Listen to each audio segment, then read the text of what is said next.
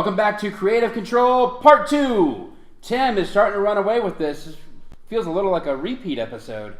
It's not. It's not. No, it's Definitely. not. Tim is not a girl. That's correct. I see. I'm very astute. Because we had a girl in last week's episode. And she ran the table in Creative Control, but lost in the boss battle. That's correct. The boss battle can be a killer. If you haven't seen it already, check the comments down below and you can watch it some more. I have to put stuff in the comments now. All right, are you ready for the next topic that we're going to be talking about? Everybody good? Bill? Ready. All right, let's do this. Number 1, or is this just fantasy? Number 2, party like it's 1999. Number 3, no escape, no surrender. Good titles. Yeah. Very smart. Tim, what are we talking about? Party like it's 1999. Party like it's 1999. Curveball. No, it's Prince. Oh, good. I get confused with the changing of the symbol. Easily. The question, what is the most quintessentially 90s film? This is a good category. It is a really good category. We actually had a big debate about this before everybody came. Which I won, obviously. He did not. Ownage. All right, Tim, I want to hear your film. Empire Records. Whoa. JC. Independence Day. Oh. Curse. Biodome. We didn't think of any of these. I know. They're all really good. All right. I'm kind of all about all of this. All right, Tim, let's get 60 seconds on the clock. Ready. Empire Records. Empire Records completely embodies the 90s as a whole. I think it was actually even from 95. It's smack right in the middle of the 90s. It has all the terrible, terrible things of 90s music, not the good ones. It's set in a record store, which is one of the most 90s places you could possibly be. It has actors whose careers were defined in the 90s and pretty much only stayed in the 90s. Liv Tyler was in a couple other things, but her acting career was primarily the 90s. Robin Tooney, Renee Zellweger, Anthony LaPaglia, one of the greatest actors of the 90s. He is an Australian delight. But he is just amazing. It has the courage to try and tackle some serious issues, as one of the 90s is one of the first times when people really started to put like actual social issues on the screen that weren't, the typical everyday talk about social issues, more like the underlying things like the problems with prescription drugs and thinking of suicide and things like that. And it just has all the clothing of the 90s perfectly, all the characters. There was massive amounts of flannel in that film. Yeah. JC, Independence Day. Independence Day, also mid-90s, 96 if I'm not mistaken, is the embodiment of the 90s Hollywood blockbuster. It was Will Smith, post-Fresh Prince, but pre-Scientology. Jeff Goldblum, when they were just trying so hard to make him a thing. The president's speech in that movie is arguably one of the best monologues in movie history when it comes to just cheesy inspiration.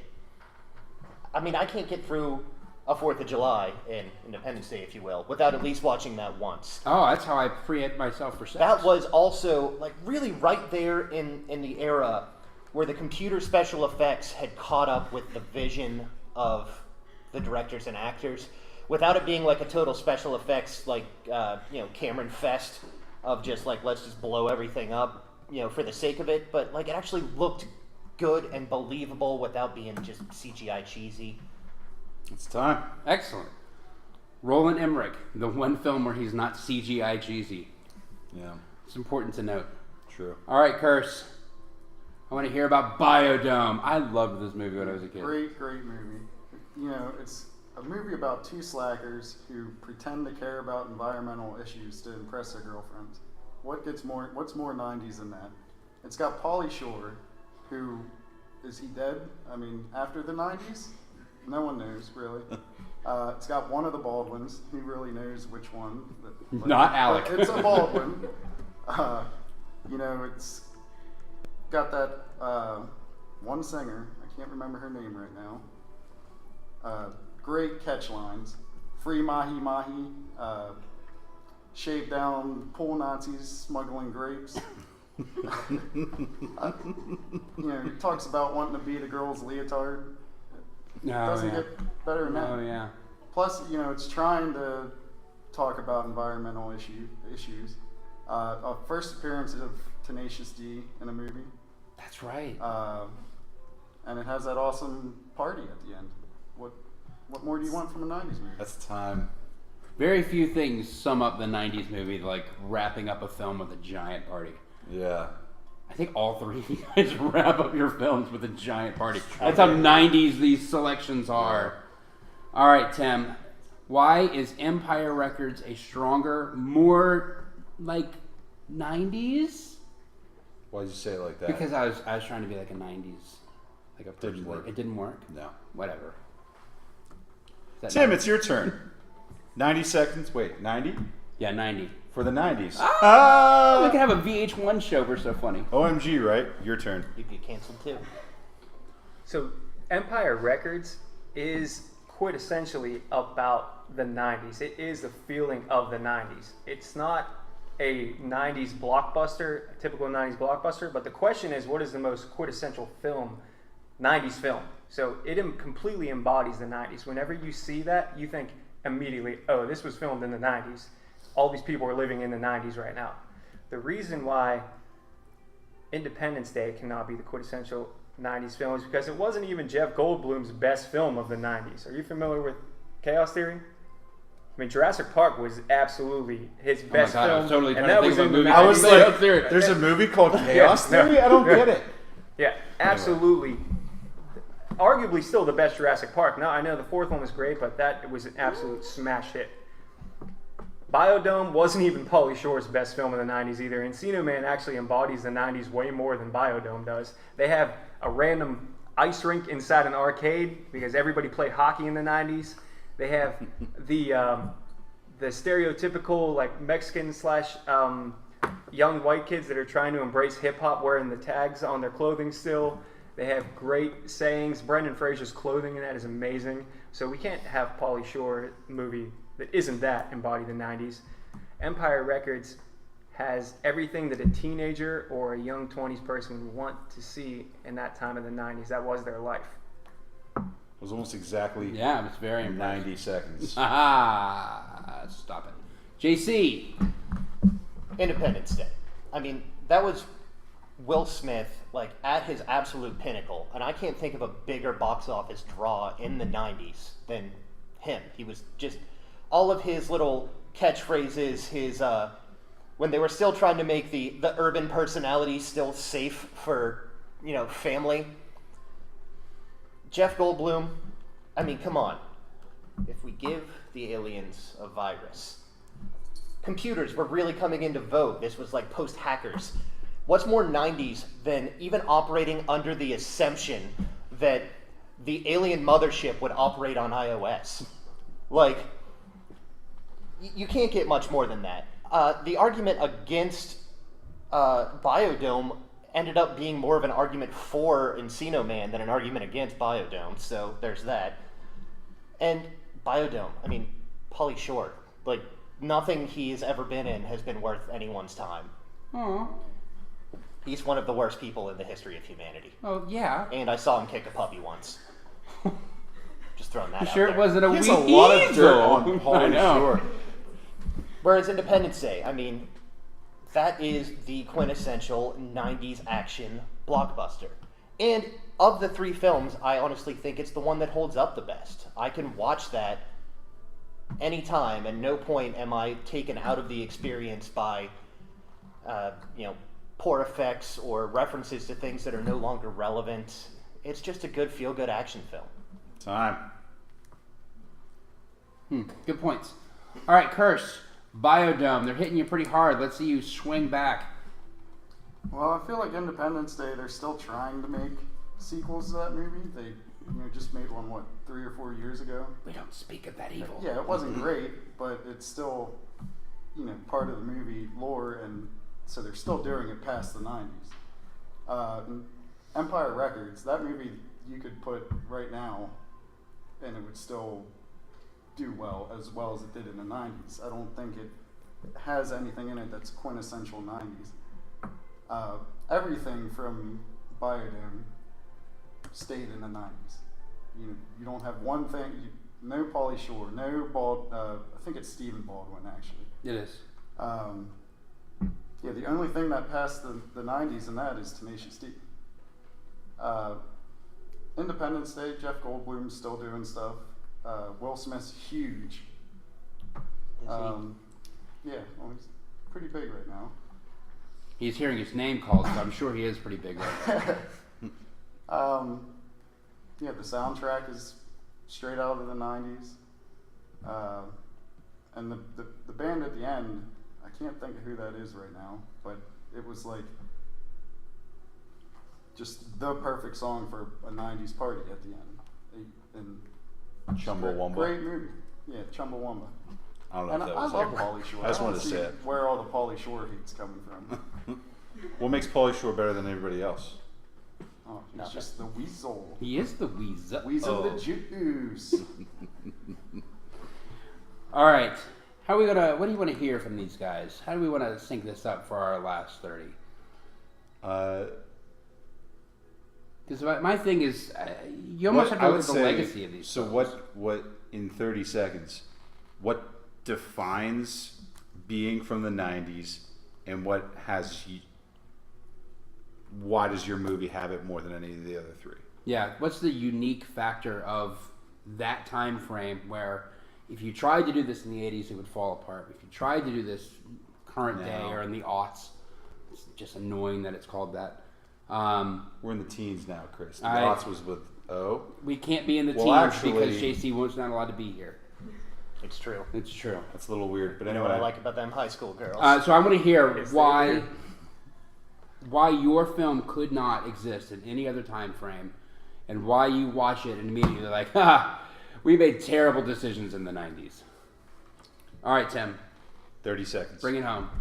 My film actually could not physically take place here because they don't make those kind of stores where you can just go in and buy music anymore. I mean, they have them some places, but you really cannot find them that easily. People don't buy their music like that. And the film, all the people in that film embody Gen X, the dreamer mentality, where people were starting to think that yes, they can go do whatever they want to do. They don't need to figure out their whole life right now. When before that, people kind of had their lives mapped out for them. Excellent. Good close. JC, Independence Day. Trying to think of a fun really Independence wouldn't Day quip, work now. This was a pre 9/11 movie, so that American, army saving the day sort of thing. At this point, it would come across as like just essentially jingoistic and patriotic bullcrap. And back then, it was still a viable source for a film. Also, I mean, I can prove that we can't do it now because they tried to do it again and failed miserably. Just that spark isn't there anymore. Perfect. All right, Curse. I want to hear it. Biodome. Well, I feel 90s is like definitely the slacker years, and also kind of when the whole bromance thing started. And there's not a bigger bromance in movies than Pauly Shore and Stephen Baldwin. I mean, they're smelling their own farts to see what they eat for lunch and getting it right. I mean, that's the ultimate bromance, and they're the Thought we were ultimate close. slackers. Excellent points. He really is very concise. You just get to Yeah. it and you're like, oh, And we're done. okay. All right, so None of our picks of our early discussion were brought That's up. correct. Right? Because these guys came and they brought the fire. yeah, absolutely. 90s, man. Yeah, I think that there's one thing to say about any of this is that when you get somebody to take their glasses off and do a Jeff Goldblum impression, the show's over. Pack it up because that won the argument for me. The Jeff Goldblum impression. It wasn't great, but just attempting it is worthwhile. I'm not nearly bloomy enough. That's true. Well, I mean, that is a solid argument. Well, actually, I did a Jeff Goldblum impression before that. He did. He brought. It he wasn't brought the really chaos an theory. impression. It was just the question, have you heard of chaos theory? That's what. Are you familiar with Chaos Theory? That's what he says in the movie, in the Geek. It was. Yeah. Points. And I got well, actually. It's amazing. All right. Table went up. So, does this change your opinion now that we have dual It's true. Goldblums? Dueling Goldblums. It's like the name of an amazing I have to movie. say for wanna see myself it. though that you did remember mine. They're like arguing over their Goldblum impressions at this point. So we'll I'm just pretty let sure that that's happen. going to be the next show that we do That's as a fine. spinoff. It's cool. It's good. Goldblums and Biodome.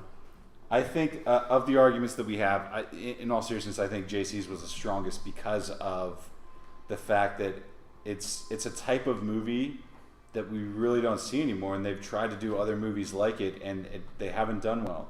The Transformers movies, like a lot of movies that came after Independence Day, are based around that group of ragtag people trying to save the Earth from this catastrophic thing, and they've all failed because in the 90s that's what we wanted, and nowadays it's not doing as well. So I think that his argument there of the quintessential like 90s action blockbuster, that's the argument that really sealed it for me. Yeah, I was going back and forth. I have such love for Biodome, and I really feel that they hammered you on Encino Man. The fact that Son-in-Law didn't get brought up That's the other breaks one. my heart, Yeah. man. No jury duty either. No, we don't need to talk about that. Lost points. Jury duty. In the army now. Yeah, in the Army now I could get behind. That was a solid film. Yeah. All right, so Curse, I feel like they kind of knocked you out of this one. So I was going back and forth because these really are two excellent arguments. incredibly. All three were excellent arguments. Yeah, but I instantly am transported to that era with Tim's film. And JC, yours was, you really talked about, it was a defining film of that Hollywood blockbuster. I remember where I was. I remember how I watched it. It transports me to that era specifically. And you brought up a really good point because you said this couldn't exist any other time frame. They tried. It didn't work. And in the 80s, they've tried that too. And it really did become this defining thing, even before the failures of Armageddon and the slew of films, the ragtag group. Well, actually, Chris, did you just say Armageddon was a failure? No, I said it wasn't a failure until later. Okay. This is the second time that you've actually failed. It wasn't really a failure. Oh, okay, I'm sorry. Okay, back to what you were I'm saying. going to pick my pen back up. Yeah, you better. Now you are the fool. Stare off into the camera and do nothing. So this was tough. This was really tough going back and forth between these two arguments. But I agree with you. I need to give the point to JC. I feel like encapsulating that Will Smith 90s, that 90s technology, and that speech is that perfect jingoistic thing that you can't have in any other time frame where it existed right there. I have such love for Empire Records, the soundtrack, Rex Manning Day, Guar, man. Just having Guar in a film, and then it always pissed me off because Renee Zellweger sang in this film, and then she did Chicago, and she was like, "Oh no, but she's never sang before," and I was like, "That is crap." She sang on a rooftop. That's 3 weeks in a row you brought it back to a musical. I'm not saying, I'm just saying. And the Dire Straits, man. All right. Anyway, so Wow. JC, you take the point. Which Applause, means- everyone. Applause! Applause! Render the salad unto Caesar. So we are going to have a boss battle between Tim and JC. Curse, an excellent fight. You brought very, very good points, and we have to let you go because we don't want you here anymore. You are an embarrassment. That's cold. Is it? That's what my Was mom Was that says. too mean? Little I didn't mean Mine it to too. be mean. Did that come off mean? Yes, and Mom. I don't care. We're going to go to the boss battle. We're going to have JC and Tim. We'll be right back after this. Let's see what happens. Oh! Now you're too Oh. Stop recording on that. Biodome, you didn't bring up Kylie Minogue. That's who I. Oh, it was Kylie Kylie Minogue. The singer from